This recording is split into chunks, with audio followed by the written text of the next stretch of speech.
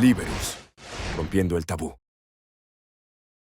A miles de personas les han arrebatado su libertad por tener contacto con una planta que hoy se vende en vitrinas, que se receta en clínicas, que se publicita como negocio, pero que durante décadas fue usada como excusa para perseguir, silenciar y encarcelar. El problema no fue el cannabis, el problema fue cómo se construyó su historia, con prejuicio, con propaganda y con ignorancia. Hoy, entender de dónde viene ese relato es clave para no repetirlo. Durante siglos, el cannabis fue parte de prácticas culturales y médicas como en varias religiones del mundo. En la antigua China se usaba como analgésico, en la India era parte de rituales espirituales, en Egipto se valoraba por sus propiedades antiinflamatorias, era planta, no amenaza. Pero esa percepción cambió radicalmente en el siglo XX, especialmente en Estados Unidos, con la llegada de inmigrantes mexicanos y el auge del jazz afroamericano. El cannabis se convirtió en símbolo de lo diferente y de lo incómodo para el poder blanco, y fue entonces cuando se sembró el miedo. La prensa empezó a hablar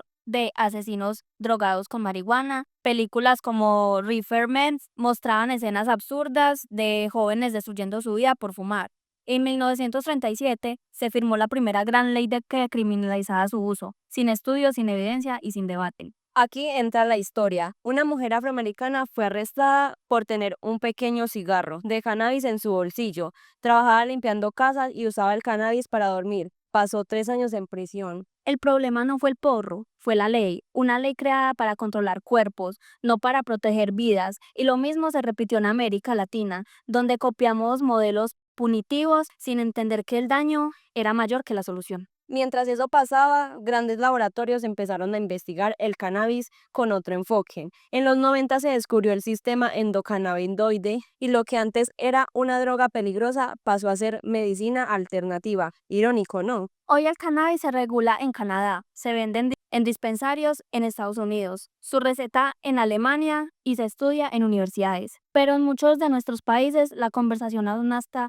estancada en mitos de los de hace 80 años. Y la mayoría de personas no conoce esa historia y por eso aún hay quienes creen que la prohibición fue por salud pública y no fue por poder, fue por control, fue por desinformación. Conocer la historia del cannabis es recuperar el contexto, y cuando hay contexto hay comprensión, y cuando hay comprensión hay menos miedo. En el próximo capítulo vamos a hablar del presente. ¿Para qué sirve realmente el cannabis hoy? ¿Qué beneficios tiene? ¿Qué riesgos también?